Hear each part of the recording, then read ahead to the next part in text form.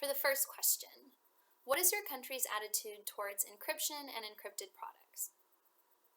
When I hear this, I can't help but think of the recent debate around the FBI case against Apple and unlocking the San Bernardino terror suspect's iPhone. I think there was a lot of chatter and concern that authoritarian regimes like Russia and China could use the case as a precedent to push companies to create backdoors on their devices. However, I think it's important to note that the Russian Federation does not need to utilize a backdoor on an iPhone in order to monitor the communications that iPhone has been sending and receiving. How is this so, you might ask?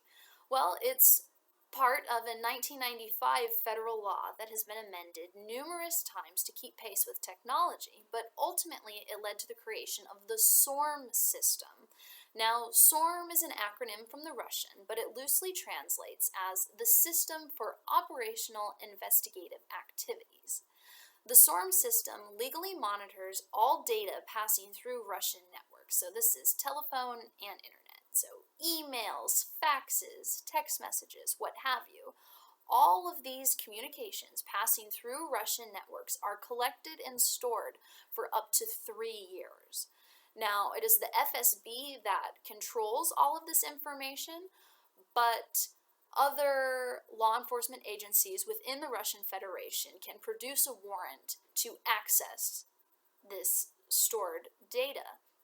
Now, I think it's important to note that the telecommunications companies and the internet service providers themselves cannot access the data and these communication flows. However, the FSB can remotely do so, and in real time, there's automatic transmission. Now, warrants can be granted and approved for 3 reasons. One being the prevention and investigation of criminal activities. The second, as it relates to cases and investigations surrounding the search for fugitives and missing persons. Now, the third, which I think is perhaps the most interesting, and because it is not as clearly defined, is for the collection of information regarding events or activities which have a security implication for the Russian Federation. Now, this threat can manifest itself militarily, economically, or ecologically. So this could be, online chatter surrounding a credible threat from an Islamic insurgency in the North Caucasus to monitoring internal dissent. I will leave the politics up for debate. So how exactly does this work? Now, telecommunications networks and internet service providers are required by Russian law to install SORM devices on their networks. And if you don't, you are heavily fined and will no longer be operating within the Russian Federation. So I think another important piece regarding the Russian view of encryption is Roskomnadzor, which is the Federal Service for Supervision in the sphere of telecom, information technologies, and mass communications.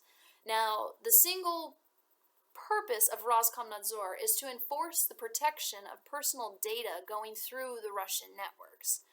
So,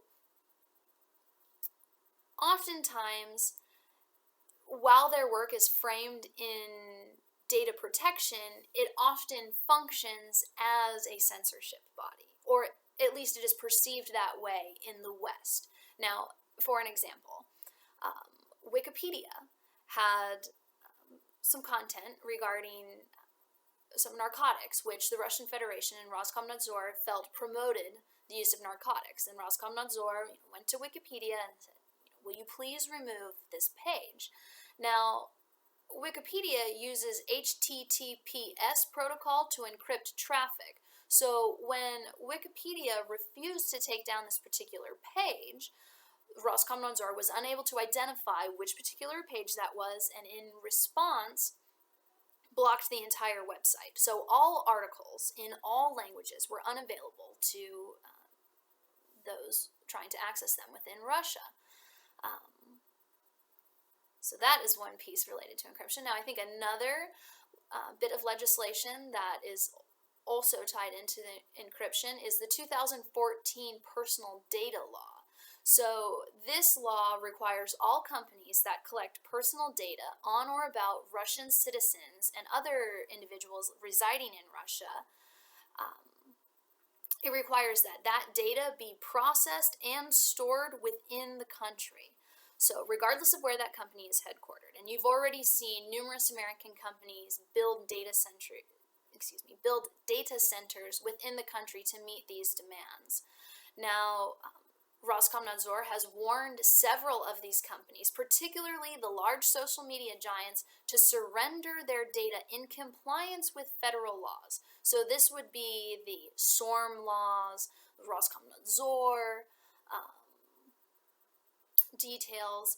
Now, this has raised issues of increased social media monitoring, and because in essence it effectively eliminates the need for the Russian authorities to decrypt the information passing through these social media giants, which often use HTTPS protocol to encrypt their traffic.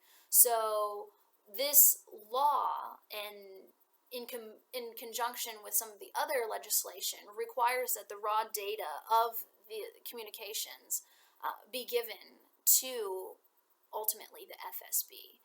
And if the companies refuse to comply with this, they will be blacklisted entirely. So that's a bit on Russia's view of encryption.